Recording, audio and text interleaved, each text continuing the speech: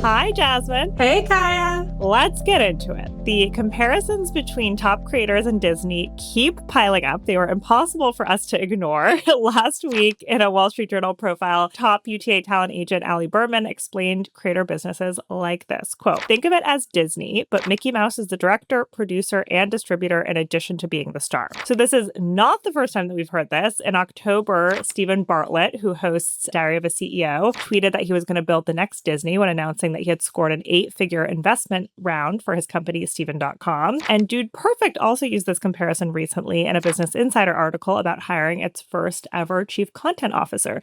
And then there's Mr. Beast, who also reportedly used this line when he was pitching to raise money for his holding company. And Dar Man's business has also been likened to Disney, at least in an article that I saw from Wired not too long ago. So, I mean, the comparisons just don't stop. I mean, obviously it makes for a good headline, right? And it's also an easy, familiar way for creators to describe their ambitions, especially when they're talking to investors or reporters who often come from the traditional world and may not understand creator businesses, but definitely know Disney. And to that point, a lot of these comparisons have happened when creators are either trying to raise funding or when they're bringing on an executive, which is something that we're seeing happen more and more these days. And actually, in today's newsletter, we mapped out a recent timeline of notable hires and went more in depth about why these executives, who also often come from the traditional media world, are actually now joining creator companies. But the problem is that creator businesses are inherently different than Disney's, and the comparison could have consequences when their efforts fall short, because while creators are busy trying to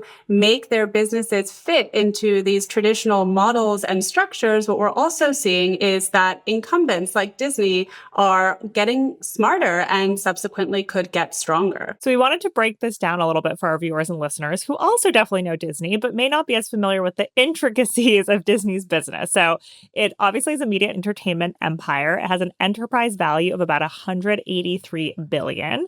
And the Walt Disney Company also includes ESPN and its streaming service, Disney Plus and Hulu. And it's also the second largest TV distributor in the US after YouTube, according to data from Nielsen Gauge. Disney has also been the number one in the global box office for 9 years in a row. It's crazy. And it also extends far beyond just movies and TV and far beyond the US. So if you look at its theme parks, for example, we know and love Disney in Orlando and California. And just in California, Disney has brought in over 900 million visitors since it opened in 1955 and more than 17 million people in 2024 alone, according to the Themed Entertainment Association. So that's roughly, shout out to Jasmine's home country, that's roughly 3 times the population of Finland. And a lot of the visitors in the US are coming from other parts of the world, and Disney parks have also expanded to other parts of the world. So of course there's the theme parks in Florida, but we also have Paris, Tokyo, Shanghai. So you can just see kind of the diversity of the business. Yeah, I mean, Disney's business is often described as a flywheel, where its content, meaning its TV shows and its movies that are all based on its original IP, lift engagement as well as spending in other parts of its business, meaning its streaming services like Disney Plus, also merchandise and other physical products, and those theme parks, Kaya, that you just mentioned. And one really good example of this in action is Zootopia 2, which I saw and loved. And I normally don't like cartoons or animated films, but it was the highest grossing animated Hollywood film ever. It did really well in China, where the company has since said that Zootopia Land is now a key driver of attendance to its local park there. Disney also said that the success of Zootopia 2 is boosting viewership of related content on Disney Plus and also driving more sales of its products really around the world. I think what is most interesting about Disney's business, and of course people in the industry know this, but maybe the average consumer doesn't, is that Disney now makes most of its money from theme parks and its other experiences instead of from content. So if you think back to the first quarter of this year, 71% of Disney's operating income came from its experiences division, which includes theme parks, cruise ships, and other products. That is a whopping figure. And of course, it wasn't always the case, but Disney has been investing really heavily in experiences, and clearly those efforts are paying off. Okay, I want to see Zootopia now. I mean, I knew it was big, but I didn't know it was that big. But it's that flywheel concept that creators are trying to emulate by launching products, their own experiences, and even infrastructure to distribute shows. We've seen theme parks from some creators as well. But obviously, all of these creators are operating at a much, much smaller scale than Disney. I mean, if you look at Beast Industries, which is Mr. Beast's holding company, arguably, I think that's the highest valued creator company at about $5 billion. And that's by private investors as well. But the similarities are undeniable. I mean, if you look at Dude Perfect, again, example, theme park, they're opening one in Dallas this year. Dude Perfect started as a YouTube channel, run by 5 college roommates. And now, since then, they've launched their own streaming service. They just hired their first chief content officer, and that follows hiring their first CEO, Andrew Yaffe, who's a former NBA executive, and that was in October 2024. And this new chief content officer is going to be responsible for developing new shows and formats and talent to help expand kind of beyond the trick shots and sports content that Dude Perfect is known for. And if you look at Mr. Beast's business, right, it spans so much. Of course, there's his chocolate brand Feastables. He opened, and again, theme parks, temporary theme park in Riyadh. He actually also has a real estate portfolio in North Carolina that I think a lot of people are not aware of, where he lives. I didn't know that. Yeah, he does. This all came out as part of the lawsuit over Mr. Beast Burgers. There was a lot of really interesting insight from that lawsuit about his business, which includes real estate. And he also has ambitions beyond, content into mobile phones, into financial services. He recently acquired a teen banking and fintech startup. And same thing for podcasters. I mean, we've seen Stephen Bartlett, who, is best known for Diary of a CEO, but he also has a media and investment company called Flight Story and a fund as well that's backing startups and in some cases other creators like Maggie Sellers' Hot Smart Rich. The other business that Stephen Bartlett has to add to this long list is a video podcast hosting company called Flightcast. So it's so interesting to see how much they've evolved. Yeah, and they really are, following Disney's playbook as they're doing so. I think one problem that a lot of people have also pointed out is that Disney's empire is built on original, timeless characters and universes. Thinking about Mickey and Friends, for example, all the way to Disney Princesses, which is my favorite, to Star Wars and Frozen, which I actually didn't know was its own franchise until recently. Creator businesses, on the other hand, they center around an individual or sometimes several individuals, like in the case of Dude Perfect. But regardless, they're really based on a real person in the real world. And there is only so far you can scale an individual. I mean, we hear this time and time again in our conversations with creators. It's also one reason we see them bringing on executives into their businesses. And that isn't to say that these businesses aren't successful. I mean, of course, we're seeing, creator content being watched on TV screens the way we do regular TV now.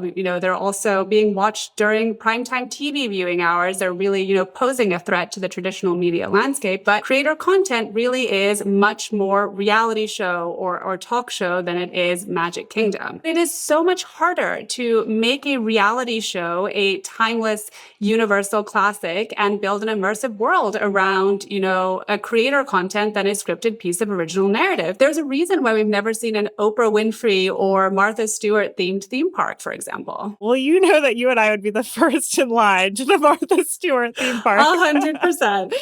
But and I would be a repeat argue, visitor. 100%. But I don't know how big that market is, as much as we love Martha. I would argue that the Kardashians have proven they are pretty timeless. So there is a lot of them, which I think helps keep them kind of in the discourse. But it is a very different kind of business empire that they've built. And it's increasingly centered on physical goods these days. Skims, which is Kim Kardashian's shapewear brand, was last valued at $5 billion by private investors, which is on par with Mr. Beast's holding company as well. Yeah, and I think the one thing, or one of the many things that the Kardashians have done right, is as they've been launching these physical products, like, yes, they are the face of these brands, but they're also kind of one step removed. I mean, Skims isn't called Kim Kardashian's shapewear brand, right? Yeah. Or then you have Good American from Khloe Kardashian, her fashion, primarily jean brand, or Poosh, right? Which is from Kourtney Kardashian. And so, they are obviously very connected to them. Many of them are the face of those brands, but they've built it in a way that the brand can go on without them. And they're also not the CEOs of these brands. They've brought in seasoned executives to run them. But I think that's sort of the goal, is they're leveraging their initial influence. Like Kim was in all the early Skims campaigns, and then she started bringing in kind of other faces. But anyway, to go back, I think it is hard to build a business that lasts that's kind of around one person. I think that's often dubbed in this industry as key person risk, right? Or the challenges of having a business be too dependent on a single individual. And I think the Kardashians are a perfect case study. Like if you think about kind of how their businesses have evolved over the years, it's been less and less about them, but still leveraging kind of their universe. And I think like, yes, look, people feel like they know creators, they have these parasocial relationship with them. I think that's a huge reason why creator content works really well. But there's always the question of what happens when that creator steps away. I mean, so many big creators now are thinking about how they can exit, and even for the Kardashians, right? Like Skims is a potential exit for her. I mean, I don't think they want to be in the spotlight forever. Who knows? But I think this is a big question in the creator economy. Maybe. But at some point, I mean, I don't know. Maybe they want to break. Kris Jenner. She's still going strong. I know. It's true. It's true. Okay. Scratch that then. Maybe they'll be here forever. But it gives them at least an exit where they don't have to like keep hustling forever in the same way. But I think that's a big question, right? Like so many creators kind of get into this business accidentally and then they don't start thinking of this as a business. They start from a passion project and posting. So what happens to these businesses when the creators are no longer the star of it? I mean, you can't just kind of swap in another person overnight. Although it is worth saying that there is quite a bit of these roll-up companies that have been doing this, right? Electrify Video Partners in London and Lunar X, they take majority stakes in YouTube channels, and the hosts either stay on or are slowly replaced. But often these are like science-focused channels or channels that are more around the content and aren't as centered around an individual. So anyway, lots to unpack there, but it is a really, really interesting question. Yeah, I mean, obviously there are examples of this working successfully, but I think it's closer to the exception than the norm, right? And I think a big part of that is something that you just brought up, which is, the emotional connection that you have to creators, right? And everybody has an emotional connection to Disney. And I'd argue that that is much stronger. I mean, I think it's universal. Everybody has a memory about Disney in one form or another. I mean, I remember flying from London to LA when I was about 9 years old and getting to go on Space Mountain. I think we went like 3 times in a row because my sisters and I all loved it. And then last year I got to go and bring my nephew to Disney for the first time here in California. And it was just such an amazing experience to kind of see the joy on his face when he met the Marvel characters. I mean, Spider-Man and Thor, who he's totally obsessed with. And that just continues generation after generation, and you build new memories on top of that. It's hard to imagine that, being replicated for a lot of the big creators that are out there. And it's harder. I mean, it's not impossible to cancel a brand, but it's much easier for a creator to get in hot water than for a brand to completely light itself on fire. But Disney really does have something for everyone. I mean, I also have childhood memories of traveling to Disney World in Orlando because I grew up on the East Coast, including, which reminded me, I remember like vividly getting pulled into the middle of a restaurant to like belly dance with Princess Jasmine, which maybe was not the most appropriate for a 9-year-old, but I don't think they're still doing that. But everyone, I mean, yeah, this is the 90s, but still, I mean, you have these, everyone I feel like in the US has Disney memories. And the other problem, and this relates more to the infrastructure side of things, meaning how content is produced and distributed, is that we're now in an entirely different media landscape than we were even just 5 years ago, and radically different from when Disney first started building its Flywheel. There is no dominant medium anymore like there was with TV. We really are all over the place with how and where we're consuming media and entertainment. And that to me says we're probably not going to have a dominant media and entertainment brand anymore like we have had for a long time with Disney. Yeah, I mean, it's so splintered and personalized. I mean, what shows up on my feed, isn't what's going to show up on my sister's feed or your feed, although sometimes it is because we do have similar interests. But like the monoculture has really disappeared, and people are, with the exception of some, moments like with the White Lotus, and it feels like everyone's kind of tuning in at the same time. Like people are just not generally watching, the same movies and TV shows anymore. And I mean, if you think about all the streaming services that you have to have logins to, right? Like if there's a phenomenon on Hulu, like you just might not be part of it because you don't want to pay for like the 18th streaming service. Or you may just be watching like highlights or commentary videos on social media instead. So it is like just such a hyper niche. It's a totally different landscape now. Yeah, and everything is moving so quickly. So even when we do have those moments, that are universal, like with White Lotus, like we move on pretty quickly, right? And so it doesn't last the same way that, Disney has lost it throughout generations. And I do think, obviously, we are also in this era where traditional media is clearly on the decline and creators and social media are growing. And I think that is a huge part of what gives these creators and the executives who support them the confidence to say that they can be the next big media and entertainment brand or the next Disney. But again, the problem is that unlike Disney, creators are still almost entirely reliant on algorithmically driven social platforms to publish their content. Like, yes, some of them now have Netflix deals, Darman and others are operating studios, and Markiplier, of course, had a big box office hit, but their core platforms and their core audiences really are on YouTube. They're on TikTok, and they are subject to the whims and the changes of those platforms, which aren't always in the best interest of creators. And these platforms are more crowded than ever. Like if you think about like the rise of TikTok, like TikTok was minting new mega stars. Like if you think about the Charlie D'Amelio and the Sway House Boys era, like overnight there were bigger and bigger stars breaking through. And we might not see that again as we've moved to kind of these more niche algorithm driven feeds, which makes building loyalty really hard. I mean, these platforms are more crowded than ever. I mean, I was thinking like probably Alex Earl is the last creator to really break through to the mainstream, and that was 2023. So this is like almost 3 years of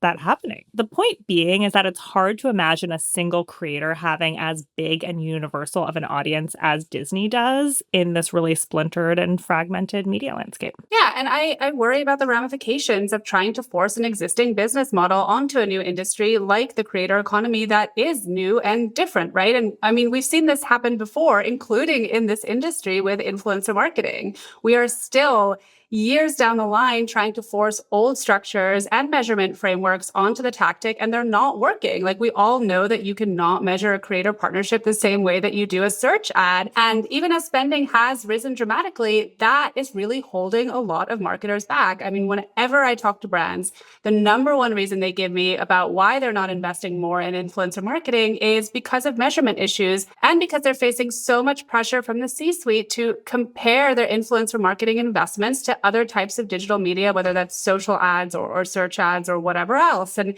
in the meantime, new competitors are cropping up, and we're seeing a lot of advertisers already starting to shift speed. Like the creator economy is not the hot new thing in marketing anymore, and that has both pros and cons. But we know that it's now AI, and advertisers are already starting to spend more of their energy and ultimately more of their spending there.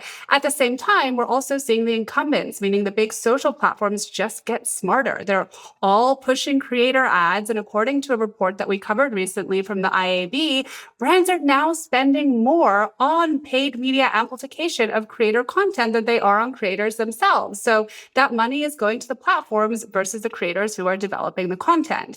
And we're already seeing some of these similar dynamics start to play out in the media and entertainment landscape. Like even Disney has adapted to this new reality. It aired an entire movie, High School Musical, on TikTok in 52 videos, recognizing that that's how people are consuming media these days. It also entered this landmark deal with OpenAI to license its characters so that people could create their own content using these famous Disney characters. And it also released a short video feed on Disney Plus. So as it's doing all of this, it's going to be harder and harder for these creators to compete because it is a juggernaut. And in the meantime, we're going to see new challengers rise for creator companies as well.